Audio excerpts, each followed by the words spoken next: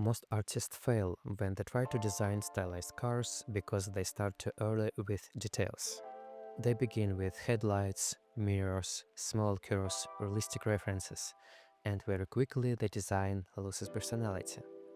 The result often feels random, not realistic enough for realism, and not simple enough for stylization.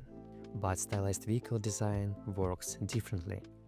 Professionals first search for character using only big shapes before materials, details, and topology. Because if the silhouette is weak, no amount of detail will save the design. Denis part is here, and today we'll show you how to build a stylized vehicle the same way concept artists do. Starting from primitive forms, controlling negative space, building personality, and only then adding details that separate the silhouette. The first mistake many artists make is thinking that vehicle design begins with details. In reality, it begins with volume. Before car becomes interesting, it has to become readable. That means the very first stage should feel almost too simple, just large geometric masses placed in space. A cube for the body, another simple form for the cabin, and cylinders for the wheels are already enough to start making design decisions. At this stage, I try not to think about realism yet. Instead, I ask, where is the main visual weight? Where is the tension? And what direction does the object suggest? A small change in proportion can completely change the personality of the design. Once the basic masses are placed, silhouette becomes the most important tool.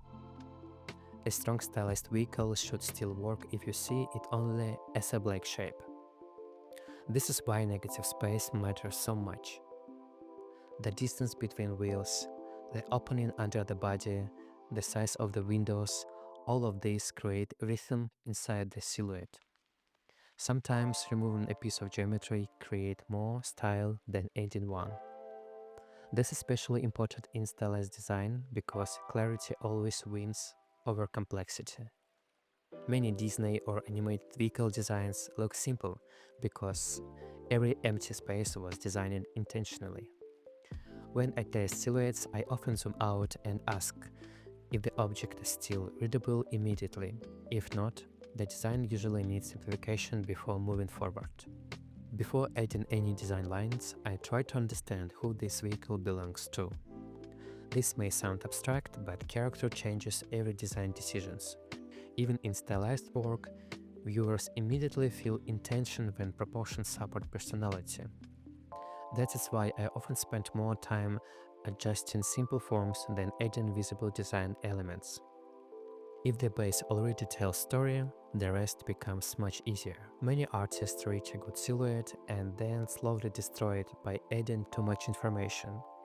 Mirror becomes too thin, headlights becomes too realistic, surface cuts become too busy. The eye then stops reading the main shape, the main silhouette, and start getting distracted. A strong detail should always repeat the language of the large forms. It's a really important point. I usually ask one simple question before adding anything. Does this detail improve the silhouette or only decorate the surface? That's the big difference. If it only decorates, it often needs to be simplified or removed.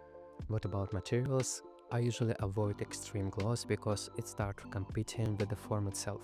At this stage, the material should support the silhouette, not dominate it. A small option in value often helps edges feel more alive. Also, I prefer using small gradients, it's really helpful.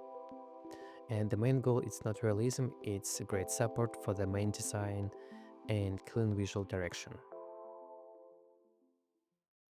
To keep the process efficient, I try to delay complexity for as long as possible.